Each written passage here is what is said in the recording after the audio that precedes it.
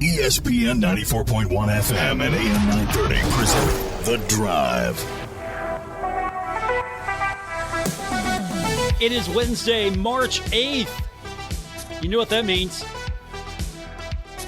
It means it's time for The Drive on ESPN 94.1 and AM 930. I'm your host, Paul Swann. Our text line is open at this hour. It's 304-396-TALK, 304-396-8255. That is your direct line into the program this afternoon. And you can also find me on Twitter at Paul Swann. We'll get those checked here in just a few moments. But, of course, it's open lines today for you. Give you a chance to talk about whatever you might want to talk to me, the host, about. And I will read your text. Every single one of them, I will read them. So one more time, 304-396-TALK, 304-396-8255. Let's start with softball action earlier today. I don't know what they battle for. In football, it's the battle for the bell. I don't know what the trophy is. It should be something. Marshall taking on Ohio today and let me tell you, there was a good crowd there today at the Dot. Marshall wins 6-4. How about Sydney Nestor getting the win yet again? Pretty good, huh? She's all right. She does good work. So the Herd gets the victory over Ohio 6-4. That's impressive. You know why that is impressive?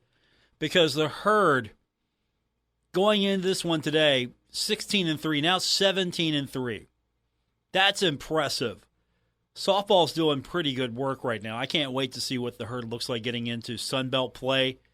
I don't know if a lot of these teams know much about the Herd. We're going to find out more about this league when the Herd gets in it. But I think Marshall's got a good shot. Of any team, softball usually, they're tough. I think that's just the fair thing to say. Softball's always been tough at Marshall. Not too many down years for the squad. So Megan Smith Lyons got them. They look good. They're looking good right now. I think that's fantastic. And then, of course, we got high school girls basketball to tell you about in the state of West Virginia. Yesterday, we were keeping an eye on that Spring Mills Cabell Midland game. I told you I was pulling for the Knights. Didn't go my way. Spring Mills in Quad A beats Cabell Midland 42-39. So it's going to look like this. Spring Valley is taking on number 2 Morgantown tomorrow. That's in Quad A. Number 1 Wheeling Park will face off against 5th-ranked Spring Mills. That's the second Quad A in the semifinal. That's a 7:15 tomorrow. The games that are going on today, we've got Tulsa to keep an eye on. That's coming up tonight, 7:15. So all of a sudden, we're all Tulsa fans now. Taking on Tucker County. That's coming up.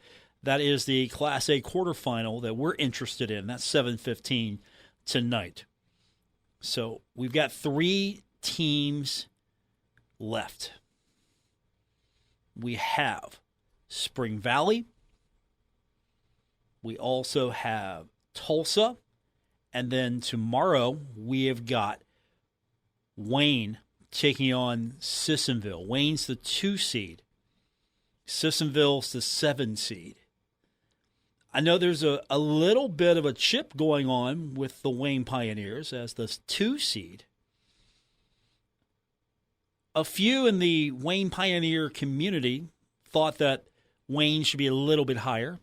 And when I mean a little bit higher, I mean number 1. How these things get seeded. I hate to say this because I'm a West Virginia guy through and through, but I like how Kentucky does its Sweet 16. It's a draw. There's no seeding involved. It's a draw. You're going to win this thing. You're going to win this thing. If the top 2 teams meet in the first round, so be it, but it's a draw. You don't know where you won your region.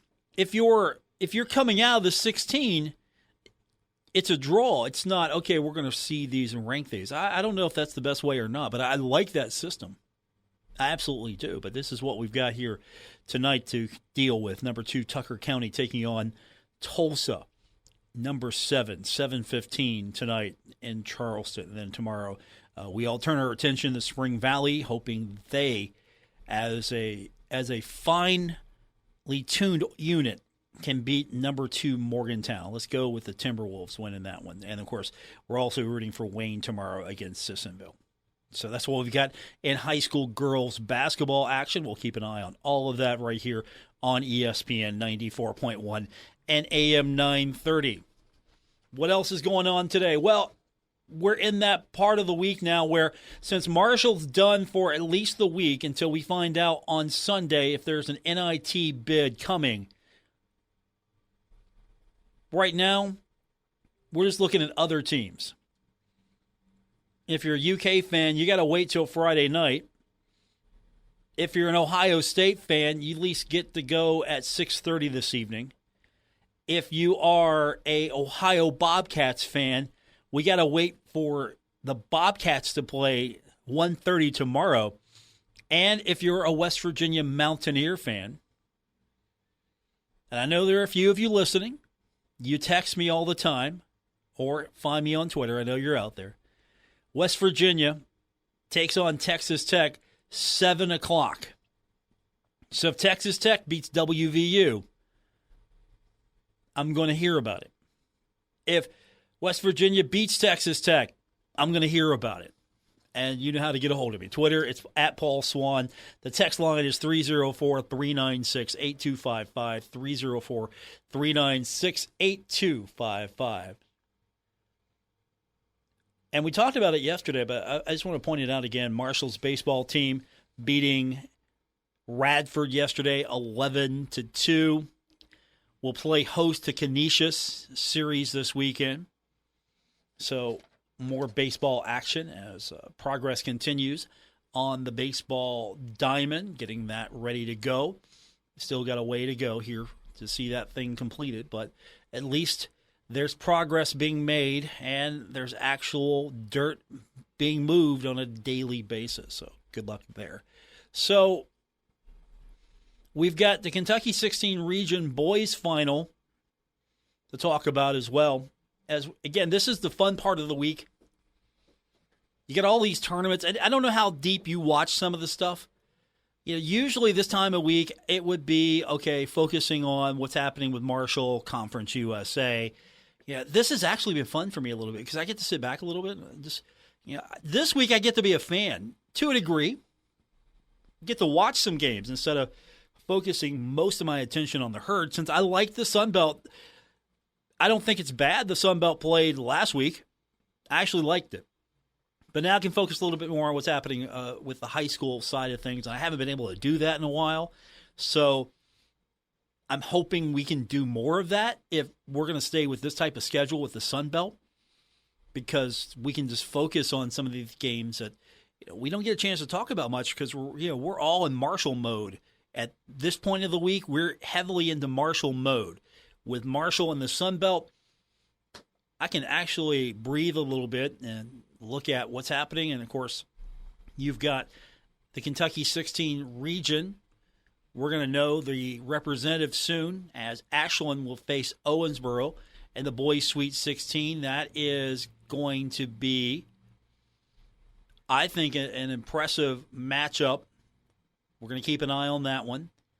And we've got Ohio girls high school basketball action to keep an eye on as well, especially in Division II because we got Fairland taking on Canal Fulton Northwest, and that's going to be Thursday at 1 p.m. Division III, Wheelersburg takes on Columbus at Forsynic. That is Friday at 11 a.m. And then South Point faces off against North Adams. That is tonight, 8 o'clock at the Convocation Center, Ohio University.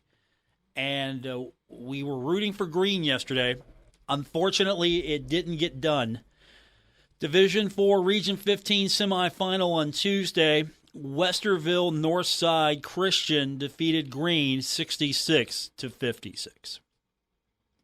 Sorry about that. We were pulling for Green yesterday. We were taking apart all of these high school games and picking the teams we were following. And, of course, I know we have listeners near and far to the program. I got to take the most local team possible. I have to, just because. I mean, I really don't have a dog in any of these fights, but you better believe I'm taking Ashland in the Sweet 16. You better believe that. You better believe I'm taking Fairland and Wheelersburg and South Point. You know I'm rooting for all those teams in Ohio. And then, of course, on the girls' side, I'm pulling for Spring Valley and Tulsa and Wayne. I want to see Wayne and Tulsa and Spring Valley win. Could you imagine what that would look like if you said that, and there's 4 classifications here. There are 4. There's single, there's double, there's triple, and there's quad A. Quad A. It's 4A to me. You know what? Unless someone comes down from the WVSSAC and just demands I say it quad A, it's 4A as far as I'm concerned. 4A, Spring Valley. We're rooting for Spring Valley to win the 4A championship. We are rooting for Tulsa to take on Doddridge County on Friday. We want them to get past Tucker County, and we want them to win the Class Single A championship. And in Class Triple A, we want Wayne to beat Sissonville, and then we want Wayne to move on and win the Class Triple A title. That's what we're looking for. And then we would have 3 of the 4 winners in West Virginia, Wayne County. So right now, if you're a high school basketball fan in this immediate area, in the tri-state area, these are the 3 teams in West Virginia you need to root for right now. You need to be the biggest. Cabell Midland fans, get on board. Huntington fans, get on board. We are rooting for 3 of the 4 championships to go to Wayne County. And then can you imagine? I think we would have just a countywide parade.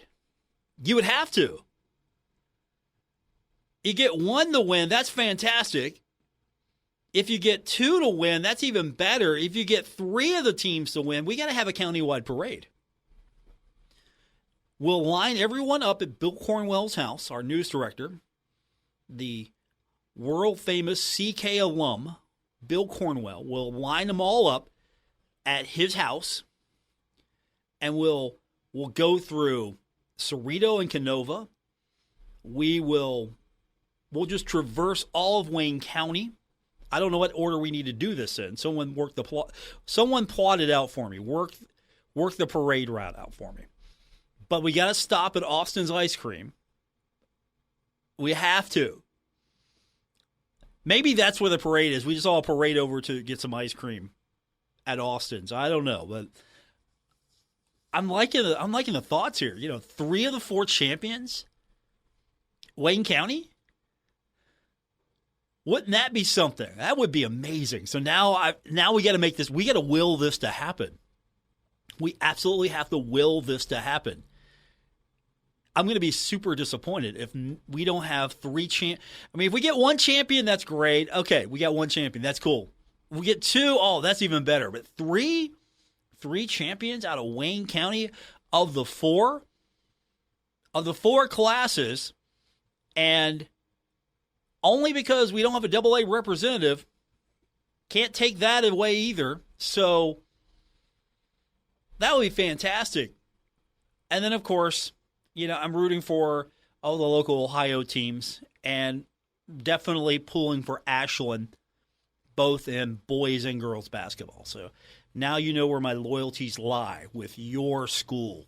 If you are not in the immediate area, it's not that I don't like you. It's just I got to go with the neighborhood kids. Does that make sense to you? The kids that are in my neighborhood. I don't want to go home tonight like, Paul, why aren't you pulling for Spring Valley? What do you mean? We heard you on the radio. You were, no. I'm pulling for Spring Valley. 304-396-TALK, 304-396-8255.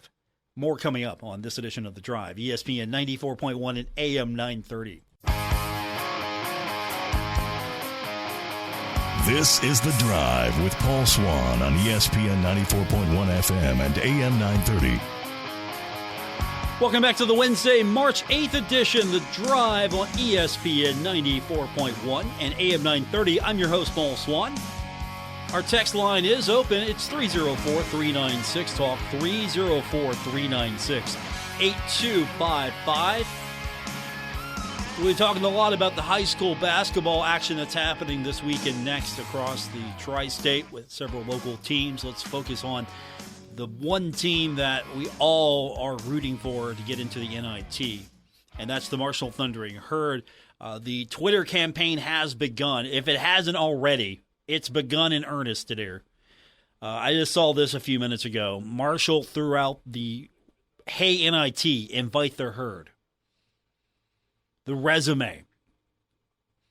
Marshall put out the resume. Here's the Marshall resume. Then you tell me, is this NIT worthy? 83, number one net ranking in the Sun Belt. That's the first item. So the net is 83. And that's pretty good in the Sun Belt. That is correct. 2, top 25 NCAA scorers. The 6th best scorer in the country is Tavion Kinsey with 22.1 points per game. And the 25th best scorer in the country is Andrew Taylor with 20.2 points per contest. Those are pretty good things to have. One of the most dynamic duos in the NCAA right now. 6 double-digit wins over teams with 20-plus wins. 6 double-digit wins over teams with 20-plus wins. And not to throw shade on the MAC regular season champs, but that's highlighted a 100-85 victory over Toledo. And not to throw shade on the Sun Belt Conference regular season champs, but that's highlighted with an 89-67 victory over Southern Miss. Here's another number on the resume. I heard throwing this out. 81.8. Number 12 in NCAA scoring. Also, most regular season wins in 76 years. Give Dan D'Antoni his props. This Herd won a lot of games. 2,641 points. That is Tavion Kinsey. That is on the resume. As Marshall's all-time leading scorer. Number 2 active NCAA scorer. Also, on the resume, only NCAA Division I team with 2 20-point scorers, and that's Tavion Kinsey and Andrew Taylor. All right, Marshall posted the resume. The social media campaign has begun. And again, I thought it begun the other night, but it's really beginning here, it seems. Is this resume good enough to get the Herd in the NIT? Is there an NIT shot for Marshall basketball? Does this get you into the other big dance? Now, keep in mind, Marshall, in its last 2 outings, lost to 2 Quadrant 3 teams. Marshall has, fortunately, only 1 Quadrant 4 loss, and that's because one of those losses moved into Quadrant 3. So the Herd's resume, as far as the numbers are concerned, 2-2 in quadrant 2, 8-5 in quadrant 3, 13-1 in quadrant 4, and 1-0 in the non-D1 side of the schedule. Those games don't count in the net.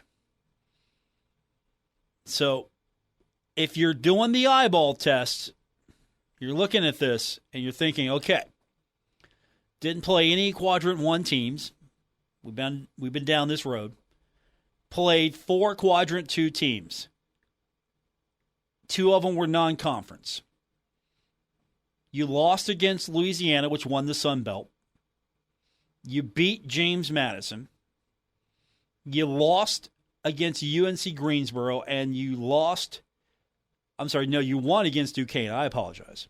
A loss against UNC Greensboro, a loss against Louisiana, a win against James Madison, a win against Duquesne. Those are your quad 2 wins. And Louisiana right now is an 89 in the net. So that is right now your best quad 2 win. 8-5 in quad 3, 13-1 in quad 4. And we could go down the list, or we could look at it. I'm not going to do that, and I'm not going to belabor this point here. The question remains, though, does Marshall have enough juice to get into the NIT? 304-396-TALK, 304-396-8255. Do you think maybe the last couple of games, you look at how those games went down, maybe leaves a sour taste? Is this a good enough resume? Is this a resume that's going to make anyone that has an opportunity to select Marshall go, hey, let's get Marshall? I mean, I'm not saying it's a done deal and they're not in. I just don't know. I just don't know if there's going to be enough spots and Marshall's going to be able to grab one of them. Because we know what happens around this time of year. There are going to be teams that win the regular season but don't win the conference tournament, so those teams more than likely are going to the NIT, and that's going to take up spots. The automatic qualifiers are going to take up spots. And then there's going to be some bubble teams, and they're going to make the NIT. There's going to be some teams that you think should have got into the NCAA. They didn't. There are going to be teams that had no business getting into the NCAA tournament, but because of the tournament, getting hot, winning the tournament, knocks some teams out that possibly should have been. And we'll find out Sunday. Sunday is when we find out. Until then, if I'm Marshall, yeah, I'm doing everything I can. I'm lobbying every single day. Every single day to put this out here. And this is what the tweet said. This is how Marshall framed it. Numbers don't lie. Marshall basketball is one of the NCAA's most deserving and most exciting teams you could ask for. Exciting brand of basketball. Sellout crowds. Let's have some fun in Huntington. So this is going to be enough. Is it a done deal and we're just talking about it? We're just waiting. We know it's going to be a done deal. Is this going to happen? Maybe with Louisiana winning. Maybe with Louisiana winning, getting into the tournament. I mean, there's some other teams in the Sun Belt. I mean, South Alabama was pretty hot. Yeah, do you reward South Alabama? Hey, South Alabama made it to the conference championship. Marshall didn't get out of the quarterfinals of the tournament. Finished third in the regular season. Didn't get out of the quarterfinals of the tournament. And then you have Southern Miss, which is automatically in. Louisiana automatically in. What about James Madison? Do you look at James Madison and think, okay, James Madison might have a good shot at this as well? Would the Sun Belt get 2 teams in the NIT? Would the Sun Belt get 3 teams in the NIT? And then if Marshall is one of those teams, it's a renewed season, and all the angst goes away. All of the conversation hey, is Dan going to retire? I mean, maybe he does still. Or maybe he feels like, hey, you know what? Got a good group coming back. We've got a second opportunity here going into the NIT. Yeah, let's make some noise there. Have another go at it yet next year. NIT's a step up from CIT. But that conversation changes overnight. Everything is going to hinge on the NIT. If Marshall gets into the NIT, it's a game on and here we go. If Marshall doesn't get into the NIT, there's going to be some disappointment, and then what happens next? Is there a serious look at what was known as a pay-to-play, where you really don't get much of the gate? The CBIs at Daytona Beach, the teams that play in the tournament that used to be the CIT, not getting much there either. At this point, do you just pack it up and say, okay, we tried, we didn't get into the NIT, better luck next year, let's come back, recharge, ready to go? Is that usually the mindset of programs that think that they can make it to the next level? Because I don't entertain the argument, hey, we need to get our young guys some playing time. I don't entertain that argument because with this thing called the transfer portal, you might not have the same team you have next year. The team you have this year, you might not have it next year. Think about that for a second. It's not as if bowl games are now keeping players. Players have decided to not play in bowl games. Some of it because, they're transferring out. Some of it because they're getting ready to go into the pro ranks, or so they think, and they don't want to get injured in a bowl game that maybe not meaningful, maybe not meaningful. So I don't subscribe to that particular argument. Hey, let's get our kids some playing time, because those kids might not be here. And at the same time, though, if it's the NIT, that's different to me, because that means a little bit more to me. The other tournaments, if the kids want to play in them, if the team really wants to play in one of those tournaments, then okay, let's do it. Let's go after it. If the kids don't want to play, if the team doesn't want to play, if they're like, you know what, NIT, we'd be happy to be here for the NIT, not for anything else. You got to keep that in mind as well. And of course, these are conversations that are being had. But you can see the lobbying effort right now for the NIT. Could the herd get itself in the NIT? Could the herd sell itself, pitch itself enough to be a team that makes the NIT? 304-396-TALK, 304-396-8255.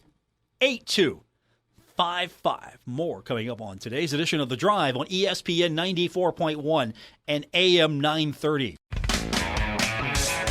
This is The Drive with Paul Swann on ESPN 94.1 FM and AM 930. Our text line is 304-396-TALK, 304-396-8255. Welcome back to today's edition of The Drive. It's Wednesday, March 8th. We're here until 6 o'clock every evening on your drive home. And, of course, for those of you who drive with us or take us where you want to go, when you want to go, listen to us on our podcast, which you can get on Apple Podcasts, Spotify, or wherever you like to get your podcast, is where you'll find The Drive from ESPN 94.1 and AM 930. Did you know that there is NIT bracketology? Did you know this? I've been looking at NIT bracketology a little bit throughout the break and leading up to this, and I have yet to see Marshall enter into any NIT bracketology. I can't find any NIT bracketology that has Marshall as a NIT team. Seriously. I didn't know that was a thing. I'm looking at NIT bubble watches as well. So one site has Marshall, and it hasn't updated in a day or two. But one team that was mentioned before it won its conference tournament was Louisiana, so they're going to probably update this one a little bit. But Marshall was in the mix and won bracketology. It's not as if the major sporting websites are doing this. It's more of the affinity sites maybe that are doing this, but I'm looking at the NIT brackets that are suggested here, and I don't see Marshall listed on any of these. So I don't know what to tell you. I absolutely don't know what to tell you as far as what this is going to look like here, because you have teams like Southern Miss, Hofstra, Morehead State, auto bids here. And I don't know if you knew this, but there's CBI bracketology as well. I don't want to get into that. Absolutely do not want to get into CBI bracketology. NIT bracketology, I'm good with doing that. But no mention of the herd whatsoever. So a little bit more work to do as far as Marshall trying to, I don't want to say pitch the herd, pitch the team, but the resume has been posted by Marshall basketball why Marshall would be a great team to invite into the NIT. What says you? You think that Marshall has the resume and the bracketology is getting it wrong? And we're all going to be surprised Sunday after the NCAA selection show. We're going to sit and wait for the NIT bids, and after that, we're all going to be happy because Marshall's going to be in the NIT, or is it going to be pretty much the conclusion of the season? What says you? 304-396-TALK, 304-396-8255. I'm interested. What needs to happen is you need a lot of auto bid teams to win. You need a lot of regular season champions just to win. So that takes away the auto bid, and then you got to go out and find teams to put in this thing. And that would help. That absolutely would help. And we'll also see what the NCAA tournament does. We're going to see a lot of Big Ten teams. We're going to see a lot of SEC teams. We're going to see probably several Big 12 teams. We're going to see all the majors there. What does Marshall look like as far as the rest of the teams are concerned? And again, how many times have we seen the net and you think, well, this team has a higher net than the other team, but yet the other team gets in as you look at these tournaments? Think about it. I don't think I have seen the NCAA selection committee go, you know what? Let's just, who are the highest left net teams? Okay, just pick them in order. I don't think it works that way. 304-396-TALK, 304-396-8255. That's our text line. You want to be a part of the program. We're taking your text up until 6 o'clock here on ESPN 94.1 and AM 930. This is The Drive with Paul Swann on ESPN 94.1 FM and AM 930. It's our final segment. Today's edition of The Drive is Wednesday, March 8th. I'm your host, Paul Swann. This is ESPN 94.1 and AM 930. We're getting closer to the start of all the bigs. All the big conference tournaments are going to be happening. We'll be watching those a lot this next few days. Then we'll get into Selection Sunday. I'm looking forward to it. We got March Madness coming up here soon, and then this is going to be a fun week for me because I love the Sun Belt playing a week early, and then I get to sit back and actually just take some of the stuff in. So I'm excited. Win or lose, Marshall winning or losing, I think we can all agree this is going to be a fun week for watching college basketball. So I'm excited about that. Don't forget basketball action beginning tonight in the Big 12 tournament. The West Virginia Mountaineers taking on Texas Tech. Can WVU make a run? Is WVU set to make a run and lock itself into an NCAA tournament bid? I think with a win against Texas Tech, I would say WVU's got a strong case for an NCAA bid. Got to get past Texas Tech, though. Get Texas Tech, I think that locks you in. If not, you might have to wait till Selection Sunday. I don't think there's any lock there. Beat Texas Tech, I think you're good.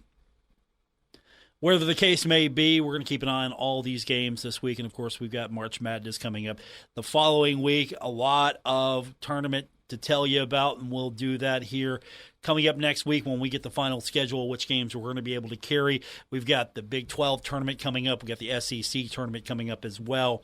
We'll have UK on our sister station, 92.7 and 98.5 The Planet. We'll have Kentucky as well there. And we've got the Ashland girls in action tomorrow. That's going to happen on our sister station, Cat Sports 93.3 and 1340. So we've got a lot of basketball action coming up over the next couple of weeks to get ready for and to get into.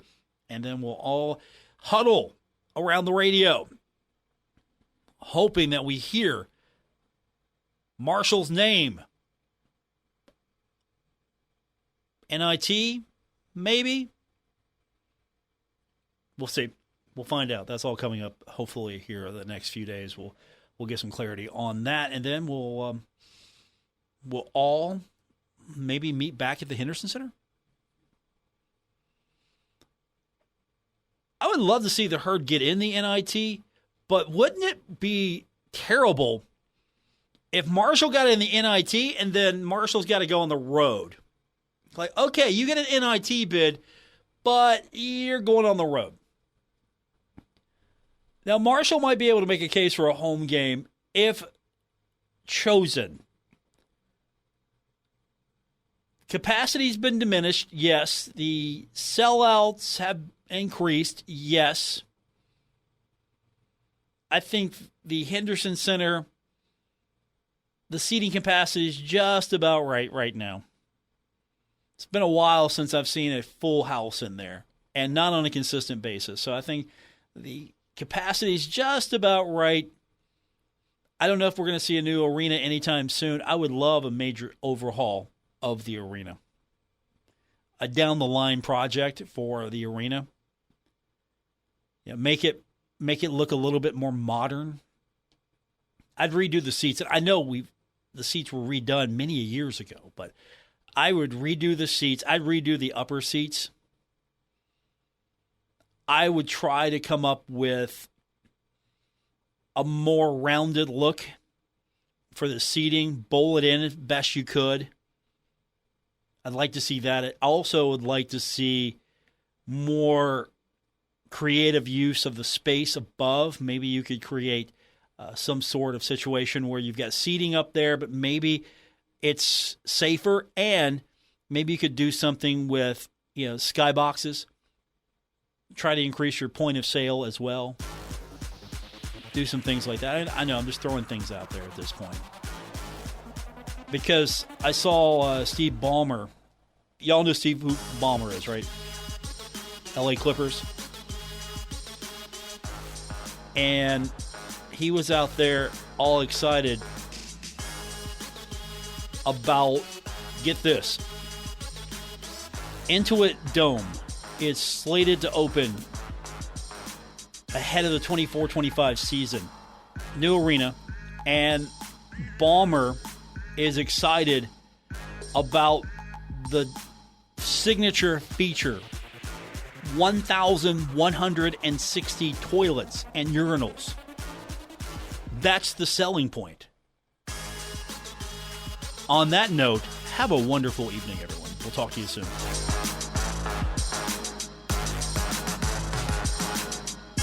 WRVC Huntington, W227BS Huntington, your flagship home of the Marshall Thundering Herd and The Drive with Paul Swann, ESPN 94.1 FM and AM 930.